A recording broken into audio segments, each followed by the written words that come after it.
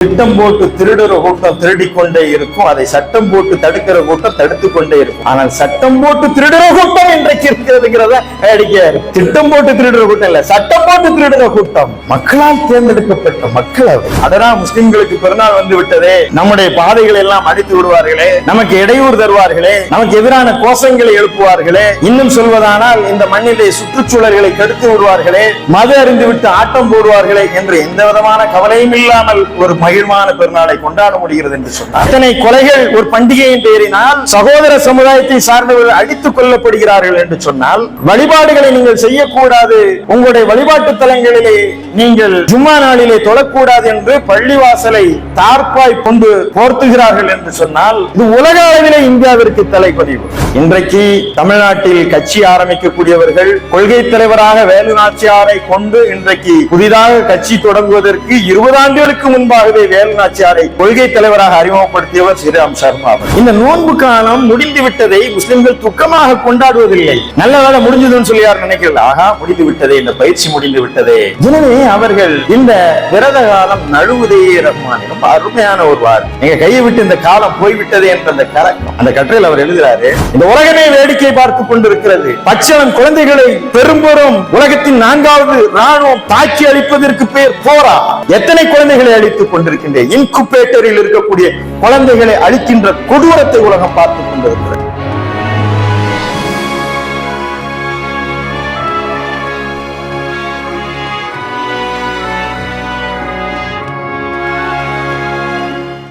அளவில்லா கருணையும் ஈடு இணையில்லாத பெரும் கிருபையுடைய எல்லாம் வல்ல ஏக இறைவனின் அருள் பெயர் போற்றி ஆரம்பம் செய்கின்றேன். ரமலான் மாதம் 30 நாட்கள், ஒரு மாத காலம் முழுவதுமாக நோன்பு நோற்று ஈகை பெருநாள் என்று சொல்லக்கூடிய பெருநாளை மிகச் சிறப்பான முறையில் கொண்டாடியதுடன் அல்லாமல், இந்த அன்பையும் இந்த நேசத்தையும் சமய நல்லிணக்க விழாவாக, இதயங்களை இணைக்கின்ற பெருவிழாவாக இங்கே ஈத் மிலன் பெருநாள் சந்திப்பு இங்கே வருகை தந்திருக்கின்ற சகோதரர்களே, சகோதரிகளே, எங்களுடைய தொப்புள் கொடி சொந்தங்களே, உங்கள் அனைவருக்கும் என்னுடைய முதற்கண் அஸ்ஸலாமு அலைக்கும் வரஹ்மத்துல்லாஹி தஆலா பரகாத்துஹு என்று சொல்லக்கூடிய இறைவன் புறத்திலிருந்து உங்கள் மீது பேரன்பும் பெருங்கருணையும் பொழிவதாக என்ற பிரார்த்தனையுடன் ஆரம்பம் செய்கின்றேன். அன்பு நண்பர் ஸ்ரீராம் சர்மா அவர்கள் ஞானத்தாய் ஹதிஜா பிராட்டியார் என்ற ஒரு கட்டுரையை சமரசத்திற்கு அனுப்பிய போது, ஆற்றலுக்கான அந்த நடையும், நாங்கள் படித்து பார்த்த ஹதிஜா ரலியல்லாஹு தஆலா அன்ஹுமா அவர்களை சகோதர சமுதாய சொந்தங்களை சார்ந்தவர்கள் எப்படி ஒரு விரிவான பார்வையை பார்த்து உவக்கின்றார்கள் என்பதை அந்த கட்டுரை வழியாக பார்த்து நான் எண்ணி வியந்தேன். அந்த கட்டுரை தொடர்ந்து அவர்களுடனான நெருக்கமான அணுக்கமான தொடர்பில் நான் இருக்கின்றேன். அவர்கள் இந்த நிகழ்வில் கலந்து கொள்வதுடன் அவர்கள் எழுதிய ஒரு புத்தகத்தை இன்றைக்கு வெளியிடுகிறார்கள் என்று சொன்னால் அதில் உள்ளபடியே நான் மகிழ்கிறேன். சமரசம் அதற்கு அடிகோலியது என்பதிலே எனக்கு மற்றற்ற மகிழ்ச்சியும் கூட. இருமொழி கொள்கையை உயர்த்தி பிடிக்கின்ற தமிழ்நாட்டில் எங்கள் செம்மொழியே போதும், இணைப்பு மொழி ஆங்கிலம் போதும், எங்கள் மொழியை திணிக்கக்கூடாது என்பதிலே தமிழ்நாடு உறுதியாக தெளிவாக இந்தியாவிற்கே அழுத்தமாக நெஞ்சுரத்தோடு சொல்லிக் கொண்டிருக்கக்கூடிய சூழ்நிலையில், தேவைப்பட்டால் எம்மொழியையும் நாங்கள் கற்றுக்கொள்வோம், எம்மொழியையும் நாங்கள் பயன்படுத்திக் கொள்வோம், அது எங்களுடைய சொந்த விருப்பம் என்பதை சொல்வதற்காக இங்கே மும்மொழியில் இந்த நூலை வெளியிட்டிருக்கிறார்கள். இருமொழி தமிழ்நாட்டிலே ஒரு மும்மொழியாக நாங்கள் விருப்பத்துடன் வெளியிட்ட ஒரு நூல் இது. அபூபக்கர் சித்திக் அவர்கள் தெளிவாக அறிமுகப்படுத்தினார்கள். அவருடைய தந்தையாரை இங்கே நான் நினைவு கூற கடமைப்பட்டிருக்கின்றேன். ஸ்ரீ வேணுகோபால சர்மா அவர்களுடைய மகன்தான் அவர். ஸ்ரீ வேணுகோபால சர்மா யார் என்று சொன்னால், திருவள்ளுவருக்கு உருவம் வரைய வேண்டும் என்று சொன்னபோது அவர் வரைந்த உருவம் தான், அவருடைய தந்தையார் வரைந்த உருவம் தான் இன்றைக்கும் வள்ளுவருடைய உருவமாக இருக்கிறது. எனக்கு என்ன ஒரு வருத்தம் என்று சொன்னால், அன்றைக்கு அவருடைய தந்தையார் வள்ளுவருடைய உருவத்தை வரைந்து சென்றார். ஆனால் பிற்காலத்தில் வள்ளுவருடைய உருவத்திற்கு காவி சாயம் பூசுவார்கள் என்றெல்லாம் அறிந்திருந்தால் அவர் வண்ணத்தையும் சேர்ந்தே வரைந்து சென்றிருப்பார். அதை செய்யாமல் விட்டுவிட்டாரே என்ற ஒரு வருத்தமும் எனக்கு உண்டு. நடக்கட்டும். இந்த பெருவிழா திருநாள் மகிழ்வை பறைசாற்றிக் கொள்வதற்காக, வாணிபாடி என்று சொன்னாலே இங்கே பிரியாணி மனத்துடன் கூடிய ஒரு நினைவு எப்போதும் கமகமக்கும். இந்த நோன்பு திருநாளை நாங்கள் எல்லாம் பட்டினி இருந்து பழகினாலும் கூட இந்த பெருநாளை மகிழ்வுடன் சகோதர சமுதாய சொந்தங்களை அழைத்து அவர்களுடன் நாங்கள் இந்த விருந்தையும் மகிழ்வையும் இணக்கத்தையும் பகிர்ந்து கொள்ள வேண்டும் என்பதற்காக இத்தகைய விழாவை முன்னெடுக்கின்றோம். உண்மையில் ஒரு திருவிழா என்பது இப்படித்தான் இருக்க வேண்டும். எல்லோரும் மகிழ்ந்திருக்க வேண்டும், எல்லோரும் இன்புற்றிருக்க வேண்டும். இன்னும் சொல்வதானால் எல்லோரும் கொண்டாடுவோம், அல்லாஹ்வின் பெயரை சொல்லி நல்லோர்களின் வாழ்வை எண்ணி என்ற அடிப்படையிலே இந்த பெருநாள் என்பது எல்லோருக்குமே மகிழ்வை தருவது. குறிப்பாக இது ஏழைகளினுடைய திருநாளாக இருக்கிறது.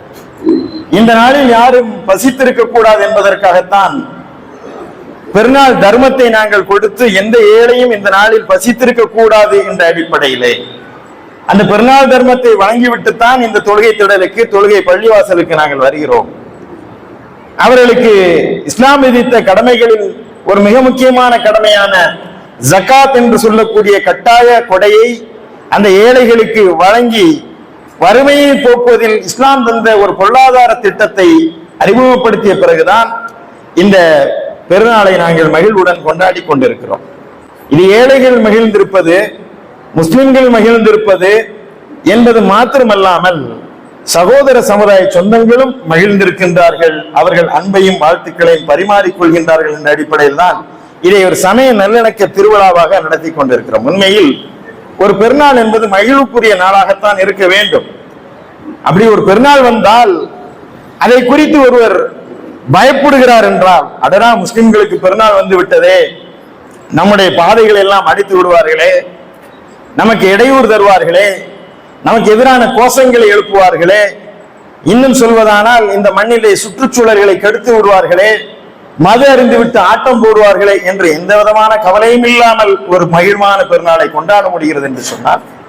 இன்றைக்கு வண்ணங்களையும் எண்ணங்களையும் பகிர்ந்து கொள்ளக்கூடிய ஒரு பன்மை சமூகத்தின் அடையாளமாக இருக்கக்கூடிய இந்தியாவிலே ஒரு ஹோலி பண்டிகை என்று சொல்வது மகிழ்வுக்கும் பெரும் சந்தோஷத்திற்கும் உரிய அந்த திருநாளை ஒருவர் மீது ஒருவர் வண்ணங்களை அள்ளி இறைத்து அந்த மகிழ்வை பரிமாறிக்கொள்ளக்கூடிய அந்த திருநாளை இந்திய நாடு ஆண்டாண்டு காலமாக அந்த மகிழ்வை கொண்டாடி வந்தது. ஆனால் அண்மை காலமாக ஹோலி வந்ததோ இல்லையோ அந்த பிற சமுதாய மக்களுக்கு, குறிப்பாக முஸ்லிம்களுக்கெல்லாம் பெரும் நெருக்கடியை இன்றைக்கு இருந்த வகுப்புவாத பாசிச அரசு கொடுத்தது. எத்தனை கொலைகள் ஒரு பண்டிகையின் பெயரினால் சகோதர சமுதாயத்தை சார்ந்தவர்கள் அடித்துக் கொல்லப்படுகிறார்கள் என்று சொன்னால், வழிபாடுகளை நீங்கள் செய்யக்கூடாது, உங்களுடைய வழிபாட்டு தலங்களிலே நீங்கள் ஜும்மா நாளிலே தொழக்கூடாது என்று பள்ளிவாசலை தார்ப்பாய் கொண்டு போர்த்துகிறார்கள் என்று சொன்னால், இது உலக அளவிலே இந்தியாவிற்கு தலைக்குனிவு. உலகம் பார்த்து கொண்டிருக்கிறது.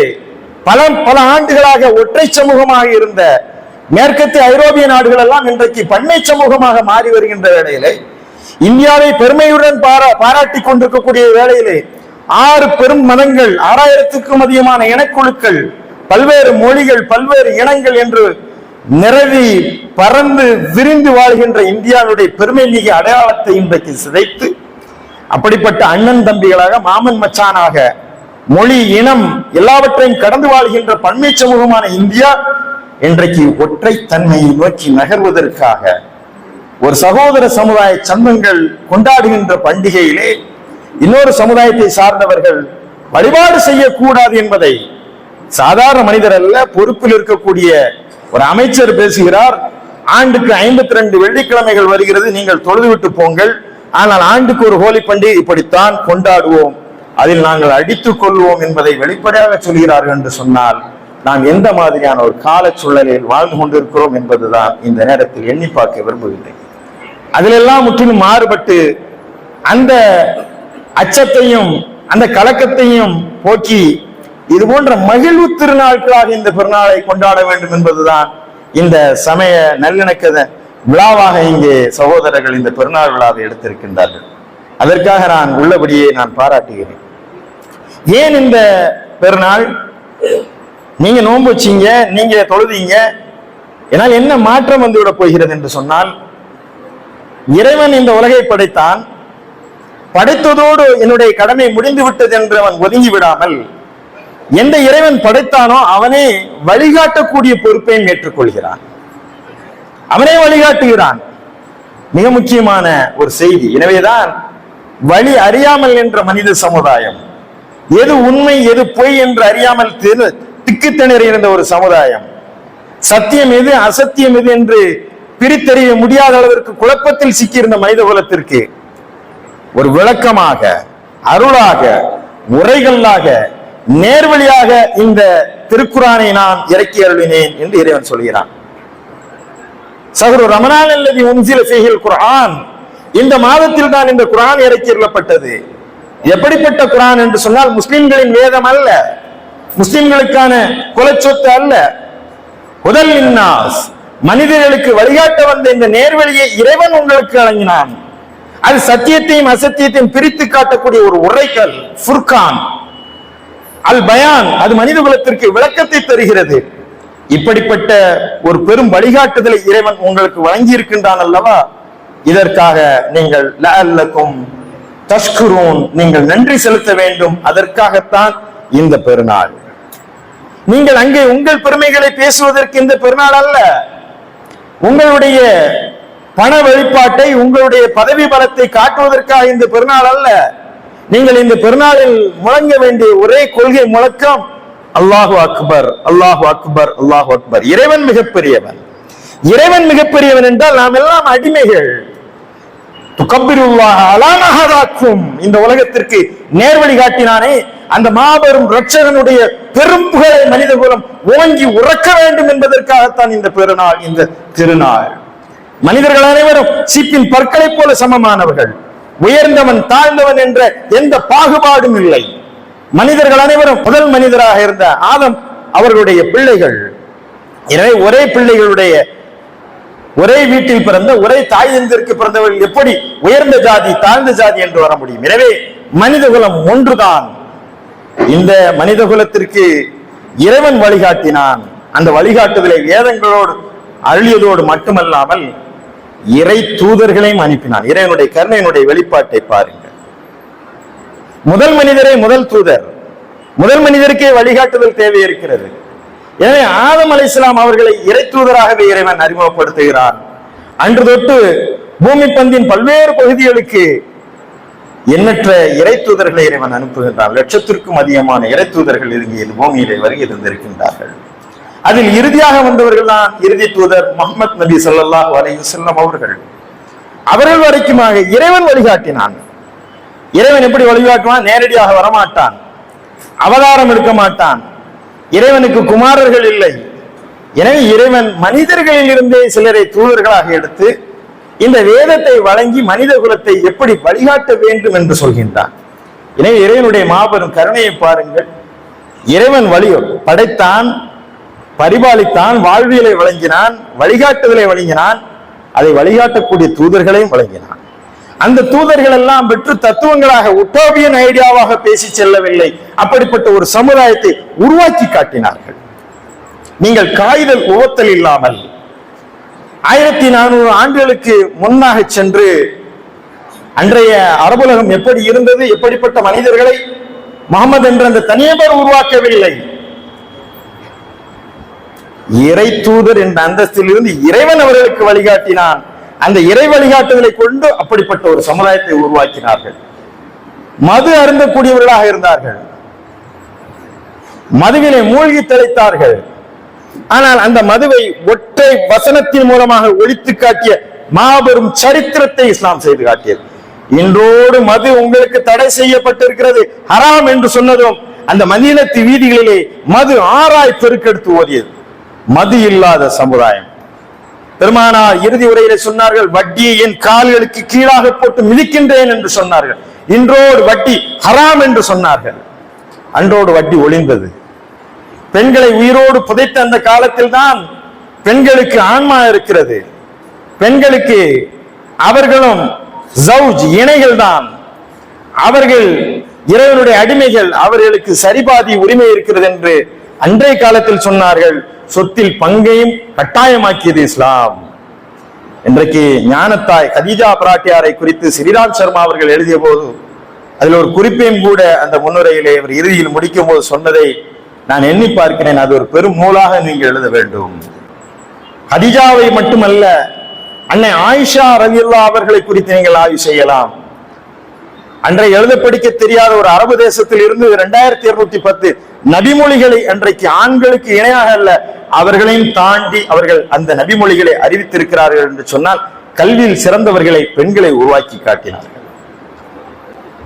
நீங்கள் வேலு நாச்சியாரை குறித்து இவர் ஸ்ரீராம் சர்மா தோழர் அவர்கள் இன்றைக்கு தமிழ்நாட்டில் கட்சி ஆரம்பிக்கக்கூடியவர்கள், கொள்கை தலைவராக வேலு நாச்சியாரை கொண்டு இன்றைக்கு புதிதாக கட்சி தொடங்குவதற்கு 20 ஆண்டுகளுக்கு முன்பாகவே வேலு நாச்சியாரை கொள்கை தலைவராக அறிமுகப்படுத்தியவர் ஸ்ரீராம் சர்மா அவர்கள். வேலு நாச்சியாருடைய வீர வரலாற்றை 70க்கும் மேற்பட்ட இடங்களிலே அவர் பெரும் நாடகமாக அரங்கேற்றி இருக்கின்றார். இன்றைக்கு டெல்லி பட்டணத்திலே அரங்கேற்றிவிட்டு அமர்ந்திருக்கின்றார். தான் இந்தியாவாக அதை உலகம் முழுவதும் கொண்டு சேர்க்க வேண்டும் என்று சொல்கிறார். அத்தகைய வீரமங்கையை, இஸ்லாமிய வரலாற்றை நீங்கள் பார்க்க வேண்டும் என்று சொன்னால் பெண்களை அடக்கி ஒடுக்கி வைத்திருக்கிறது ஹிஜாப், புர்கா என்று அவர்கள் வீட்டில் அடக்கி வைத்திருக்கிறார் என்ற போலியான அந்த கட்டமைப்புகளுக்கு மத்தியில் நின்று கொண்டு நீங்கள் இந்த வரலாற்றை நீங்கள் வாசிக்க வேண்டும். பெருமானார் நபிகள் நாயகம் அவர்கள் மீது திணிக்கப்பட்ட அந்த யுத்தத்தை அவர்கள் எதிர்கொண்ட போது அந்த யுத்த களத்தில் அவர்களுக்கு பக்கபலமாக நின்ற ஒரு யுத்த காட்சி அவர்கள் சொல்கின்றார்கள். என்னை எதிரிகள் தாக்க வரும்போது என் மீது எதிரிகளுடைய அம்புகளும் வாழ்வீச்சுகளும் படாமல் பாதுகாத்தவர் அம்மாரா அவர்கள். இந்த யுத்த களம் முழுவதும் அம்மாராவை நான் பார்க்கிறேன் என்று சொல்கிறார். வேலு நாச்சியாரை விட அதற்கு இணையாக அங்கே களம் கண்டவர் நான் சொல்வது 1400 ஆண்டுகளுக்கு முன்பாக எதிரிகளுக்கு முன்பாக வாழேந்தி எதிரிகளை வெட்டி சாய்த்த ஒரு வீரமங்கையாக அம்மாரா இருந்தார் என்ற வரலாற்றை எல்லாம் ஸ்ரீராம் சர்மா போன்றவர்கள் இன்னும் ஆய்வு செய்து வெளி உலகத்திற்கு கொண்டு வர வேண்டும். ஏனென்று சொன்னால் இஸ்லாம் மிக பிழையாக இன்றைக்கு மக்கள் மத்தியில் பேசக்கூடிய ஒரு மார்க்கமாக, முஸ்லிம்கள் என்றால் தீவிரவாதிகள், அவர்கள் இங்கே அவருடைய உடல் தான் இங்கே இருக்கும், அவர்களுடைய எண்ணம் எல்லாம் பாகிஸ்தானில் சுத்தி கொண்டிருக்கும், அவர்கள் 4 மனைவிகளை கட்டிக் கொள்வார்கள், அதிகமாக பிள்ளை பெறக்கூடியவர்கள் என்று நாட்டினுடைய பிரதமரே சொல்லக்கூடிய அளவிற்கு ஒரு சமுதாயத்தின் மீது தொடர்ந்து வெறுப்பும் வன்மமும் தொடர்ந்து உமிழப்பட்டுக் கொண்டிருக்கூடிய ஒரு வெறுப்பின் காலத்திலே அந்த வெறுப்பை அகற்றுவதற்காக தோழர் ஸ்ரீராம் போன்றவர்களுடைய இந்த ஆய்வும் ஆக்கமும் அது சமய நல்லிணக்கத்திற்கு பெரும் வழிவகை செய்யும் என்று நான் கருதுகிறேன். இந்த இறை மார்க்கம் எப்படிப்பட்ட ஒரு சமுதாயத்தை உருவாக்கியது என்பதை பெருமானார் நபிகள் நாயகம் ஸல்லல்லாஹு அலைஹி வஸல்லம் அவர்கள் இந்த காட்சியை 23 ஆண்டு காலத்தில் அந்த யுக புரட்சியை நிகழ்த்தி காட்டினார்கள். சாதிய அழுக்குகள் அந்த மண்ணில் இருந்து முழுமுற்றாக ஒழிக்கப்பட்டது. யாரை தீண்டத்தகாதவராக ஒதுக்கி வைக்கப்பட்டவராக கருதுகிறீர்களோ அந்த ஆப்பிரிக்க அடிமையான கருப்பு நிறத்தவரை சேர்ந்த பிலாலை பெருமானார் நபிகள் நாயகம் தன் தோளின் மீது ஏறச் செய்து புனித கஅபா இறையாலயத்தில் நின்று நீங்கள் அழைப்பு விடுங்கள் என்று சொன்னார்கள். அந்த அழைப்பு தான் அல்லாஹ் அக்பர் அல்லாஹ் அக்பர் என்று இன்றைக்கு உலகம் முழுவதும் இருக்கக்கூடிய பள்ளிவாசல்களில் ஓங்கி ஒலிக்கிறது என்று சொன்னால் அதன் தொடக்க நாதத்தை ஒலித்தவர் கருப்பு நிறத்தை சார்ந்த எந்த விதமான பின்புலமும் இல்லாமல் இருந்த ஆப்பிரிக்க அடிமையாக இருந்த பிலால் என்பவருக்கு ரலியல்லாஹு அன்ஹு என்ற ஒரு பெருமையை வழங்கி அவரை சக மனிதராக இந்த உலகத்திற்கு அறிமுகப்படுத்தியது பெருமானார் நபிகள் நாயகம் ஸல்லல்லாஹு அலைஹி வஸல்லம் அவர்கள் ஏற்படுத்திய புரட்சி. அப்படி அந்த புரட்சியை ஏற்படுத்துமாறு இறைவன் அவர்களுக்கு வழிகாட்டினார். மனித குலம் அனைவரும் ஒன்றுதான். இங்கே உயர்ந்தவன் தாழ்ந்தவன் கருப்பன் வெள்ளையன் என்ற எந்த பாகுபாடும் இல்லை. நிறத்தால் குணத்தால் மொழியால் யாரும் இங்கே சிறந்தவர் அல்ல. இன்ன அக்ரமக்கும் இன்தல்லாஹி அத்காக்கும். உங்களில் சிறந்தவர் யார் என்றால் இறைவனை பயந்து வாழக்கூடியவர் தான் உண்மையில் சிறந்தவர் என்ற அந்த இறை அச்சத்தை அடிநாதமாக கொண்டு அந்த இறை அச்சத்தை பயிற்றுவிப்பதற்காக வந்த மாதம் தான் இந்த ரமலான் மாதம். இந்த நோன்புடைய நோக்கம் என்ன? யா அய்யுஹல்லதீன ஆமனூ குதிப அலைக்கும் ஸியாம் கமா குதிப அலல்லதீன மின் கப்லிக்கும் லஅல்லக்கும் தத்தகூன். உங்களுக்கு முன்னிருந்த நபிமார்கள் மீது கடமையாக்கப்பட்டதை போல இந்த நோன்பு உங்கள் மீது கடமையாக்கப்பட்டிருக்கிறது. லஅல்லக்கும் தத்தகூன், நீங்கள் இறை அச்சம் உள்ளவர்களாக மாறிவிட வேண்டும் என்பதற்காக, இறைவனை பயந்து வாழ வேண்டும் என்பதற்காக. நோன்பு வச்சா எப்படி இறை அச்சம் வரும்? பசி வந்தால் பட்டினி வரும், பட்டினி இருந்தால் பசி வந்தால் பத்தும் பறக்கும் பக்தியும் பறந்து போகும். பக்தி வரணும்னா கோயிலுக்கு போகணும், சர்ச்சுக்கு போகணும், பள்ளிவாசலுக்கு போகணும். பயப்படணும்னா பட்டினி கிடக்கணுமா? பட்டினி கிடந்தா பக்தி வந்துருமா என்ற அந்த கேள்விக்கு விடையை தந்தவர் ஸ்ரீராம் சர்மா அவர்கள். அவர் எழுதுறாரு, விரத காலம் நழுவுதே ரஹ்மானே என்ற ஒரு அருமையான ஒரு கட்டுரையை அவர் எழுதியிருந்தார் மின்னம்பலத்துல. அவருடைய முதல் கட்டுரை விரத காலம் நழுவுதையே ரஹ்மானே, ஸ்ரீராம் சர்மா. கட்டுரை பிடிச்சு நான் பிரமித்து போனேன். உடனடியாக அவரை தொடர்பு கொண்டு மின்னம்பலத்துல அந்த அன்பு நண்பர் ஆராட்டம் வந்து கேட்ட ஸ்ரீராம் சர்மா நம்பர் வேணும். அவர் தொடர்பு கொண்டிய சமரசத்தில் இந்த கட்டுரை எழுதி போடணும். இந்த நோன்பு காலம் முடிந்து விட்டதை முஸ்லிம்கள் துக்கமாக கொண்டாடுவதில்லை. நல்ல வேலை முடிஞ்சதுன்னு சொல்லி யார் நினைக்கிறது? ஆகா, முடிந்து விட்டதே, இந்த பயிற்சி முடிந்து விட்டதே. எனவே அவர்கள் இந்த விரத காலம் நழுவுதே ரஹ்மானே, ரொம்ப அருமையான ஒரு வார்த்தை. எங்க கையை விட்டு இந்த காலம் போய்விட்டதே என்ற அந்த கலக்கம். அந்த கட்டுரையில் அவர் எழுதுறாரு, நான் திருவல்லிக்கேணியிலே வந்து இருந்தேன். திருவல்லிக்கேணி பகுதியில் நான் இருக்கும் போது அங்கே நிறைய சகோதரர்கள் இருக்கின்றார்கள். அதுல முஸ்லிம் சகோதரர்கள் எனக்கு அதிகமான நண்பர்கள் இருக்கிறார்கள். அந்த முஸ்லிம் சகோதரர்கள் நாங்கள் சேர்ந்து ஒன்னா விளையாடுவோம். அப்படி விளையாடும் போது கிரிக்கெட் விளையாடுவோம். அவருடைய கட்டுரையை நான் சொல்றேன். நாங்க கிரிக்கெட் விளையாடுவோம். கிரிக்கெட் விளையாடும் போது எங்களுக்குள்ள சண்டை வரும். என்ன சண்டை வரும்னா, அவுட்டும்போம், இல்ல அவுட் இல்ல. இப்ப தேடம்பர் இருக்காரு, இல்லாட்டி ஸ்கிரீன்ல போட்டு ரொம்ப ஜூம் பண்ணி பார்த்து, இன்னைக்கு டெக்னாலஜிலாம் வளர்ந்துருச்சு, அவுட்டா நாட் அவுட்டா அவுட்டா என்னன்னு சொல்லி ரொம்ப ஜூம் பண்ணி பார்த்து எக்ஸாக்டா அவுட் நாட் அவுட் சொல்லுவான். அங்க யாருமே இல்லை. ட்ரிபிள் கேனில, திருவல்லிக்கேணியில அங்க இருக்கக்கூடிய வீதி ஓரத்து சிறுவர்களுக்கு யார் தேடம்பரு? அப்படி இருக்கும்போது எங்களுக்கு அடிக்கடி சண்டை வரும். சார் ஸ்டம்புல பட்டுது, இல்ல படல. LBW காலில் பட்டுது, படல. கேட்ச் பிடிச்சேன் சார், பேட்ல பட்டுது, படல. இந்த பஞ்சாயத்து. ஆனால் ரமலான் மாதம் வந்து விட்டால் திடீரென்று நாங்கள் பந்து வீசும் போது அந்த பையன் பேட்டை வச்சுட்டு மாப்பிள்ள அவுட் ஆயிட்டுண்டா. எப்படிடா? இல்ல LBW நான் நோம்பு வச்சுட்டு பொய் சொல்ல மாட்டேன்டா, எல்லாம் பாத்துக்கிட்டு இருக்கா. என்ன இந்த இறையச்சத்தை எனக்கு விளக்கியது. இந்த இறையச்சத்தை திருவல்லிக்கேணியில் இருக்கக்கூடிய கிரிக்கெட் விளையாடக்கூடிய ஒரு பையனுக்கு விதைத்தது என்று சொன்னால் அதுதான் ரமலான் திருநாள் தருகின்ற இறையச்சம் என்று எழுதுகிறார் ஸ்ரீராம் சர்மா. கடவுள் நம்மை பார்த்து கொண்டிருக்கிறான். இறைவன் பிடி கடுமையானது. அவனிடமிருந்து நாம் தப்பிக்க முடியாது. அவன்தான் நம்மை படைத்தான், அவன்தான் நமக்கு அருளுகின்றான், அவன்தான் வழிகாட்டுகின்றான். வழிகாட்டக்கூடிய தூதரையும் அனுப்பினான். அப்படிப்பட்ட ஒரு சமுதாயத்தையும் அவன் தந்தான். அதோடு நின்று விடவில்லை. நீங்கள் எல்லாம் மறதியாளர்கள், மறந்து விடுவீர்கள். எனவே நீங்கள் இறைவன் உங்களை நெஞ்சோடு வாரி அணைத்துக் கொள்வதற்காக ஒவ்வொரு நாளும் 5 வேளை நீங்கள் பள்ளிக்கு வந்து தொழவாருங்கள் என்று சொல்லி நிறுத்தி அந்த பயிற்சியை இறைவனே வழங்குகிறார். இந்த ஒரு நாளைக்கு 5 வேளை பயிற்சி மட்டுமல்லாமல் ஆண்டிற்கு 30 நாள் பயிற்சி தான் இந்த ரமலான். இந்த பயிற்சியை நிகழ்த்துவோம் இறைவனே நிகழ்த்துகிறான். நானே கூலி கொடுப்பேன் இந்த நோன்பிற்கு இறைவன் சொல்கிறான். நான் தான் கட்டளை இடுகிறேன், எனக்காக நோன்பு வையுங்கள், நானே உங்களுக்கு கூலி கொடுக்கிறேன் என்று சொல்லிவிட்டு அவன் சொன்னான், இந்த டெஸ்ட்ல எக்ஸாமினேஷன் நானே. இறைவன் சொல்கிறான். எக்ஸாமினேஷன் சொல்லியாச்சுன்னா கண்காணிப்பாளர் சொல்லுவோம். அது அரபில மொழிபெயர்த்தா ரக்கீப். இன்னைக்கு அப்துல் ரக்கீப்னா ரக்கீப்புடைய அடிமை, இறைவனுடைய அடிமை, அவருடைய பேர் ரக்கீப் என்று சொன்னால் கண்காணிப்பவன். அப்ப இறைவன் தான் உங்களை கண்காணிக்கிறான். ஏன்னா 30 நாட்கள் நோன்பு வைத்து நீங்கள் எப்படி இறையச்சம் உள்ளவர்களாக திகழ்கிறீர்கள் என்று இறைவன் வைக்கின்ற பயிற்சி. எனவே இது மகத்தான ஒரு மாபெரும் கருணை. இறைவன் படைத்தான், வழிகாட்டுகிறான், வழிகாட்டும் வேதத்தை தந்தான், வழிகாட்டக்கூடிய வாழ்ந்து காட்டக்கூடிய தூதரை தந்தான், வழிகாட்டி வாழ்ந்து செல்லக்கூடிய ஒரு சமுதாயத்தை கண்முன்னால் உருவாக்கி காட்டினான். தினந்தோறும் 5 வேளை பயிற்சி தருகிறான். ஆண்டிற்கு 30 நாள் பயிற்சி தருகிறான். இந்த நோன்பு வைத்துக் கொண்டு பொய் பேசக்கூடாது, புறம் பேசக்கூடாது, பிறன்மனை நோக்கக்கூடாது, தீய காரியங்களில் ஈடுபடக்கூடாது. இதெல்லாம் தான் இந்த ரமலான் தருகின்ற பயிற்சி. அப்போ உங்களை படைச்சு வழிகாட்டி தூதர் அனுப்பி எல்லாவற்றையும் செய்து இந்த பயிற்சியும் கொடுத்து நீ தவறு செய்த என்று சொன்னால் இறைவன் உங்களை மரணமடை செய்வான், மீண்டும் உயிர் கொடுத்து எழுப்புவான். உங்களிடம் தூதர்கள் வரவில்லையா? இந்த செய்தி உங்களுக்கு வரவில்லையா? உங்களுக்கு நான் அறிவை தரவில்லையா? நீங்கள் சிந்திக்க மாட்டீர்களா? நீங்கள் ஏன் வழி தவறினீர்கள்? இறைவன் உங்களுடைய ஒவ்வொரு உலகில் செய்த ஒவ்வொரு செயலுக்கும் அவன் அங்கே நிறுத்தி வைத்து அங்கே அவன் கூலி தருவான். நன்மைக்கு அங்கே கூலி இருக்கிறது, தீமைக்கு எங்கே தண்டனை இருக்கிறது. இஸ்லாமிக் கான்செப்ட் மறுமை என்பது இறைவன் மாலிக் யௌமித்தீன், இறுதி தீர்ப்பு நாளின் அதிபதி, அவன் இறுதி தீர்ப்பு நாளினுடைய அதிபதி. எனவேதான் முஸ்லிம்களுடைய அழுத்தமான நம்பிக்கை இந்த உலகில் எத்தனை துயர் வந்தாலும் எத்தனை துயரம் வந்தாலும் தாங்கி நிற்கின்றார்கள் என்று சொன்னால் இறைவன் நீதிமன்றத்தில் எங்களுக்கு ஒரு நாள் நியாயம் கிடைக்கும் என்ற அந்த நம்பிக்கை. இந்த உலகில் நீங்கள் ஜெயிக்கலாம். இன்றைக்கு நீங்கள் ஹைகோர்ட்டில் ஒரு தீர்ப்பு வழங்கலாம். அந்த கோர்ட்டுடைய தீர்ப்பை சுப்ரீம் கோர்ட்ல போய் மாத்தலாம்.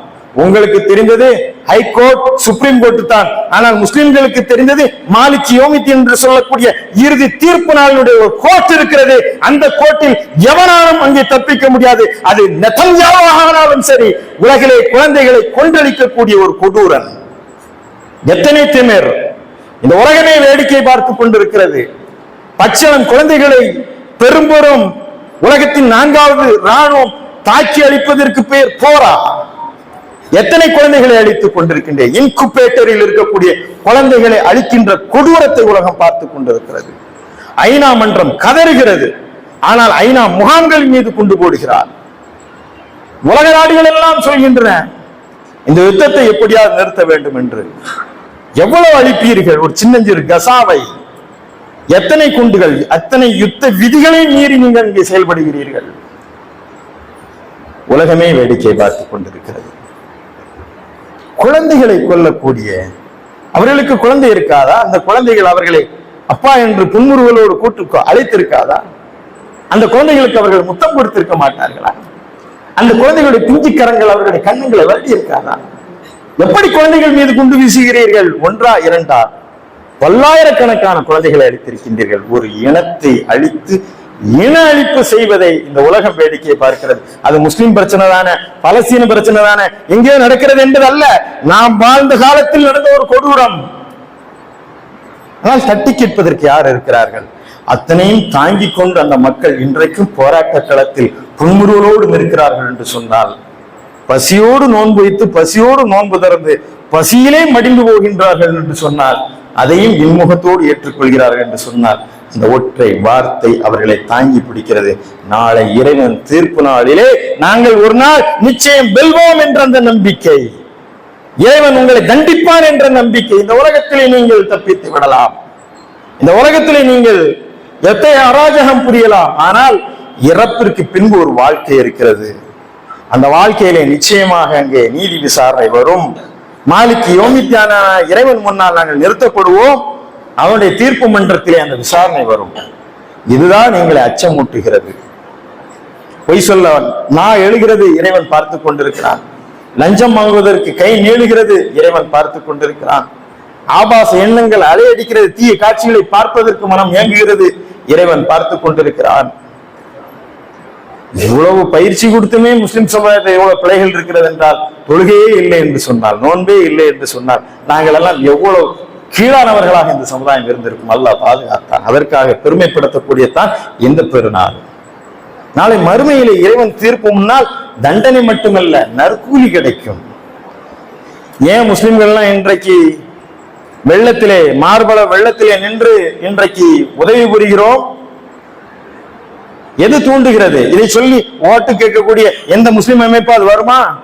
வந்திருக்கிறதா? இது வரைக்கும் நாங்க சுனாமில செஞ்சிருக்கோம், வெள்ளத்துல காப்பாற்றணும், இவ்வளவு பேருக்கு உதவி இருக்கும், அதை சொல்லி ஓட்டு கேட்க மாட்டோம். அப்படி ஓட்டு கேட்டால் ஓட்டு போடாதீங்க. அது ஓட்டுக்காகவும் காசுக்காகவும் பண்ணக்கூடிய வேலையில இறைவன் திருமுன்னால் நாளை எங்களுக்கு கூலி கிடைக்கும் என்ற அந்த பெரும் நம்பிக்கை தான் இந்த சமுதாயத்தை அந்த வெள்ள நீரில் இறக்கி விடுகிறது. கொரோனா காலத்திலே மருத்துவம் பார்த்த மருத்துவனை தொட்டு தூப்பதற்கு ஆள் இல்லை. ஆனால் இஸ்லாமிய சகோதரர்கள் தொட்டு தூக்கி அதை அடக்கம் செய்கிறார்கள் என்று சொன்னால், இறைவன் முன்னால் எங்களுக்கு கூலி இருக்கிறது. சுனாமியிலே அந்த உடல்களை எல்லாம் தூக்கி சுமந்து மறுவாழ்விற்காக இன்றைக்கு சமரசம் நகர் என்று 100 வீடுகளை நாகூரிலே தெத்தியிலே கட்டி கொடுத்திருக்கின்றோம். இது போன்ற காரியங்கள் நாம் எதற்காக செய்யணும் என்று சொன்னால், இறைவன் எங்களுக்கு கூலி தருவான். எவன் ஒருவன் அநியாயமாக ஒரு உயிரை கொண்டானோ அவன் முழு சமுதாயத்தையும் அளித்தவன். எவன் ஒரு உயிரை வாழ வைத்தானோ அவன் முழு சமுதாயத்தையும் வாழ வைத்தவன். எனவேதான் அந்த கருணையினுடைய வெளிப்பாடாக, அந்த பிற மனிதர்களுக்கு உதவ வேண்டும் என்ற அந்த எண்ணத்தின் வெளிப்பாடாகத்தான் இந்த மறுமையிலே இறைவன் தீர்ப்பு நாளில் நாங்கள் எல்லாம் நிறுத்தப்படுவோம் என்ற அந்த எண்ணம் தான் எங்களை இத்தகைய அரும்பணிகளை செய்ய தூண்டுகிறது. மற்றபடி முஸ்லிம்கள் விளம்பரத்துக்காக அவெல்லாம் ஒன்றும் செய்யல. அப்ப இந்த மறுமை என்ற ஒன்று இருக்கிறது. அன்பு சகோதரர்கள், நீங்கள் சிந்தித்து பாருங்கள். இறந்த பிறகு உங்களுடைய வாழ்க்கைக்கு அர்த்தம் வேண்டும் அல்லவா? இறந்துட்டோம், எரிச்சிட்டோம், புதைச்சிட்டோம், அதோடு இந்த உலகம் முடிந்து விட்டது என்றால் இந்த வாழ்க்கையின் அர்த்தம் தான் என்ன? நான் நேர்மையாக வாழ்ந்தவனுடைய அர்த்தம் என்ன? நேர்மையாக வாழ்ந்தவன்லாம் என்னை கஷ்டப்படுறான். குறுக்கோளில் சம்பவத்தான் நல்லா இருக்கான், எல்லாம் பெரிய பெரிய பதவியில இருக்கான். என்ன இது? கஷ்டப்பட்டு நேர்மையா வாழ்றவனா கஷ்டப்படுறான். அப்ப திருட்டுத்தனமா எல்லாமே இருந்து இந்த உலகத்தை சந்தோஷம் அடைந்துக்கலாம்? இல்லை. இந்த உலகத்தில் சில நாள் இன்பங்களை நீ அனுபவித்துக் கொண்டாலும் இறைவன் தீர்ப்பு மன்றத்திலே நீ நிறுத்தப்பட்டு அங்கே விசாரிக்கப்பட்டு நரையில் தூக்கி வீசி எறியப்படுவாய் என்ற அந்த எண்ணம் அவனை நேர்மையாளனாக மாற்றுகிறது, வாய்மையாளனாக மாற்றுகிறது, மக்கள் சேவகனாக மாற்றுகிறது. அப்படிப்பட்ட இறைவனை குறித்த அச்சம் இருந்தால்தான் அந்த சமுதாயத்தின் மக்கள் சேவகர்களாக மாறுவார்கள். இல்லை என்று சொன்னால் இந்த ஆன்மீகத்தை மத வெறிக்காக அவர்கள் பயன்படுத்துவார்கள். அதற்கான உதாரணம் தான் இன்றைக்கு இந்திய அரசு நடந்து கொண்டிருக்கிறது. பெருமைமிகு நாடாளுமன்றத்திலே வக்ஃபு சட்டத்திற்கு வக்ஃபை திருத்துவதற்காக ஒரு பாட்டு படிப்பாங்க. திட்டம் போட்டு திருடுற கூட்டம் திருடிக்கொண்டே இருக்கும், அதை சட்டம் போட்டு தடுக்கிற கூட்டம் தடுத்து கொண்டே இருக்கும். ஆனால் சட்டம் போட்டு திருடுற கூட்டம் இன்றைக்கு இருக்கிறதுங்கிறத வேடிக்கையா இருக்கு. திட்டம் போட்டு திருடுற கூட்டம் இல்ல, சட்டம் போட்டு திருடுற கூட்டம். மக்களால் தேர்ந்தெடுக்கப்பட்ட மக்களவை. அங்கே நள்ளிரவிலே ஒரு சட்டம் அமலுக்கு வருகிறது. இதெல்லாம் நீங்க முஸ்லிம்கள் பிரச்சனை என்று பார்த்து விடாதீர்கள், இல்ல அரசியலா பார்த்து விடாதீர்கள். ஒரு சமுதாய விவகாரத்துக்குள்ள இன்னொரு சமுதாயம் உள்ள நுழைந்தால் என்னவாகும்? ஒரு கோயில் விவகாரங்களுள்ள இங்க இருக்கக்கூடிய தலைமை காட்சியை கொண்டு பொறுப்பா போட்டா என்ன ஆகும்? இது எத்தகைய விளைவுகளை ஏற்படுத்தும்? இத்தனை ஆண்டு காலம் வக்ஃபு சொத்தை ஆக்கிரமித்தவர்கள் அவர்களுக்கு இவ்வளவு காலம் இருந்தால் அந்த சொத்தை எடுத்துக்கட்டும். எத்தனை திருத்தங்கள், அந்த திருத்தங்களை எல்லாம் நீங்க படிச்சு பாருங்க. சாதாரண திருத்தம் அல்ல, அத்தனையும் இந்த மனித குலத்திற்கு எதிரானது. அமைப்பு சட்டத்தை சீர்குலைக்க வேண்டும் என்பதற்காக, செக்குலரிசத்தை இந்த மண்ணில் இருந்து அகற்ற வேண்டும் என்பதற்காக, மதச்சார்பின்மையை ஒழிக்க வேண்டும் என்பதற்காக. எந்த நாடு உலகத்திலே சிறந்த நாடு தெரியுமா? தன்னுடைய நாட்டிலே வாழக்கூடிய சிறுபான்மையர்கள் எங்கே பாதுகாப்பாகவும் அமைதியாகவும் நிம்மதியாக வாழ்கிறார்களோ, பாகிஸ்தான்ல இருக்கக்கூடிய இந்துக்கள் அங்கே பாதுகாப்பாக வாழ்ந்தால்தான் அது சிறந்த நாடு. பங்களாதேஷில் இருக்கக்கூடிய இந்துக்கள் அங்கே அமைதியாக வாழ்ந்தால்தான் அது சிறந்த நாடு. இந்தியாவில் இருக்கக்கூடிய முஸ்லிம்கள் இங்கே சலுகைகளை சிறப்பாக கேட்கவில்லை. எங்க பாட்டன் முப்பாட்டன் நான் சொன்னேன் அல்லவா, நாளை மறுமையிலே நமக்கு கூலி கிடைக்கும் என்று சொல்லி சொத்துக்களை எல்லாம் வக்ஃப் என்று இறைவனுடைய பாதையில் எழுதி வைத்து அந்த சொத்துக்களை நாங்க திருட்டு நிலத்துல போய் தொழுகிற இடத்த தொழுக கூடாதுங்க. எனவே இந்த வக்ஃபு சொத்துக்கள் என்று நாங்கள் உருவாக்கிய அந்த சொத்துக்களை நாங்கள் அனுபவித்துக் கொள்வதற்காக வக்ஃபு வாரியம் இருக்குது, அரசு கட்டுப்பாட்டில் இருக்கிறது. அரசு நில அளவுகள் அரசு பண்ணது, அரசுடைய கட்டுப்பாட்டை மீறியெல்லாம் நாங்க செய்யல. அது முஸ்லிம்கள் அந்த பாத்தியப்பட்ட வழிபாட்டு உரிமைகளை அவர்கள் அந்த வக்ஃபு நிலத்திலிருந்து பயன்படுத்துகிறார் என்று சொன்னால் அதை சூறையாடுவதற்கும் அதை பிடுங்கிக் கொள்வதற்குமாக ஒரு திட்டம் போட்டு இந்த சட்டம் நிறைவேற்றப்படுகிறது என்று சொன்னால் இந்த நாட்டினுடைய நிலைமை எங்கே சென்று கொண்டிருக்கிறது என்பதை நான் சகோதர சமுதாய சொந்தங்களை பார்த்து நான் கேட்க விரும்புகிறேன். எங்களை அச்சுறுத்துவது எதிரிகளுடைய வார்த்தைகள் அல்ல, நல்லவர்களுடைய மௌனம் எங்களை அச்சுறுத்துகிறது. ஆபத்தானவர்கள் நல்லவர்களுடைய மௌனம் தான் ஆபத்தானது. ஒரு தீமை நடக்கிறது என்று சொன்னால் அதற்கு எதிராக குரல் கொடுக்க வேண்டும் என்பதற்காக இன்றைக்கு தமிழக முதலமைச்சர் அவர்களுடைய அந்த மகத்தான குரலை நாங்கள் வாழ்த்துகிறோம், பாராட்டுகிறோம். அதே போல நாடாளுமன்ற அவையிலே இந்த சட்டத்திற்காக, முஸ்லிம்களுக்காக இல்ல, இந்த நாட்டின் இறையாண்மையை காப்பதற்காக, அமைப்பு சட்டத்தை காப்பாற்றுவதற்காக யாரெல்லாம் குரல் கொடுத்தார்களோ அவர்கள் இந்த மனித குலத்தினுடைய காப்பாளர்களாக இருந்து குரல் கொடுத்திருக்கிறார்கள். அவர்களை நாங்கள் பாராட்டுகிறோம். அதே போல பொது சமுதாயமும் நீங்கள் இதற்காக குரல் கொடுக்க. முஸ்லிம் பிரச்சனை இல்லை, நாளை இந்த பிரச்சனை கிறிஸ்தவர்களுக்கும் பிற பட்டியலினத்தவர்களுக்கும் எல்லோருக்கும் இந்த பிரச்சனை கொஞ்சம் கொஞ்சமாக வரும். ஆனால் நாடு திவாலாகி கொண்டிருக்கிறது. நம்ம பேச வேண்டியது, நான் நைட் வரைக்கும் இவ்வளவு விவாதங்கள் நடக்க வேண்டியது இந்த பிரச்சனைக்கா? அமெரிக்க அதிபர் ட்ரம்ப் அழைத்து இந்திய பிரதமரை மிரட்டுகிறார். கைவிலங்குகளை இடப்பட்டு அவர்கள் அழைத்து வரப்படுகிறார்கள். நாட்டினுடைய பொருளாதாரம் தலைகளாக குப்புற விழுந்து கிடக்கிறது. வரி கொடுக்க வேண்டும் என்று மிரட்டுகிறார். அதையெல்லாம் சமாளிக்க முடியாமல் இங்கே மடைமாற்றம் செய்வதற்கான ஒரு காரணமாகவும் எடுத்துக்கொண்டு இந்த நாட்டை எப்படியாவது இங்க இருக்கக்கூடிய இந்த பன்மை சமூகத்தை செலுத்தி விட வேண்டும் என்ற பெருங்கனவுடன் அவர்கள் இத்தகைய தீய திட்டங்கள் எல்லாம் தீட்டி வருகிறார்கள். எனவே இந்த மனக்குமுறைகள் எல்லாம், இந்த பிரச்சனைகள் எல்லாம் எங்களுடைய தொப்புள் கூடி சொந்தங்களாகிய உங்களுடன் நாங்கள் உரையாடுகிறோம், உரிமையோடு உங்களுடன் உரையாடுகிறோம். நாம் எல்லாம் அண்ணன் தம்பிகளாக, மாமன் மச்சானாக இந்த மண்ணிலே ஒன்றாக பழகி இருக்கின்றோம். நம்மை விரோதியாக்கி விடுவதற்கு எவனோ ஒருவன் முயற்சிக்கிறான் என்றால் அந்த முயற்சிக்கு நாங்கள் பலியாகி விடக்கூடாது என்பதுதான். எனவேதான் இத்தகைய சமய நல்லிணக்க விழாக்களின் மூலமாக நாம் நம் நியாயம் இருக்கா அதை பாருங்க, நீதி நியாயத்திற்கு நாம் கட்டுப்படுவோம், அது இருக்கிறதா என்பதை மட்டும் நீங்கள் ஆய்ந்து தெளிந்து இதிலெல்லாம் ஒருமித்த ஒரு குரலை கொடுக்க வேண்டும். இந்த மண் அமைதியான பூமியாக திரும்ப வேண்டும். எங்கே நீதி இருக்கிறதோ அங்கேதான் அமைதி, எங்கே நீதி இல்லையோ அந்த மண் அமைதி இல்லை. அமைதி வேண்டும் என்று சொன்னால் நீதி வேண்டும். எனவே அந்த நீதி மிக்க ஒரு இந்தியாவை உருவாக்குவது எல்லோருடைய கைகளிலும் உருவாக்குகிறது. ஆண்டாண்டு காலமாக பாடுபட்டு உருவாக்கி வைத்த ஒரு பெரும் இந்தியா என்ற அந்த பெரும் கனவை சிதைத்து விடுவதற்கு நாம் அனுமதித்து விடக்கூடாது. எனவே அன்பின் சகோதர சமுதாய சொந்தங்களை, நீங்கள் நெருங்கி வந்த இஸ்லாத்தை நீங்கள் ஆய்வு செய்யுங்கள். ஏற்றுக்கொள்ள வேண்டும் என்பதற்காக நான் சொல்லவில்லை, விசாரியுங்கள். இந்த நோன்பு ஏன், இந்த திருக்குரான் என்ன சொல்கிறது, இந்த மறுமை எதை போதிக்கிறது, முஸ்லிம்கள் ஏன் இன்றைக்கும் இவ்வளவு நிம்மதியாக வாழ்கிறார்கள் இத்தனை பிரச்சனைகளுக்கு மத்தியிலே, அவர்களுடைய தொழுகை அவர்களுக்கு எதை போதிக்கிறது, அவருடைய அன்பும் கருணையும் எதை சார்ந்திருக்கிறது, அவர்கள் மக்கள் சேவை பணியிலே முதல் கூட இடம் கொடுக்கிறார்கள், எதனால் அவர்கள் இதை செய்கிறார்கள் என்பதையெல்லாம் விசாரிப்பதற்கும் நெருங்கி பழகுவதற்கும் மனங்களை இருக்க பூட்டி விடாமல் மனம் திறந்து உரையாடுவதற்கும் இது மிக முக்கியமான காரணமாக கருதுகிறேன். உங்களை ஆற தழுவி அன்புடன் இந்த கோரிக்கையை வைத்து ஈத் முபாரக் என்று சொல்லக்கூடிய இந்த பெருநாள் வாழ்த்தை சொல்லி இந்த அருமையான நிகழ்வை ஒன்றுகூடலை ஏற்பாடு செய்த சகோதரர்களுக்கு என்னுடைய அன்பையும் வாழ்த்தையும் நன்றியையும் பாராட்டியும் சொல்லி விடைபெறுகிறேன். எல்லா போராட்டங்களும்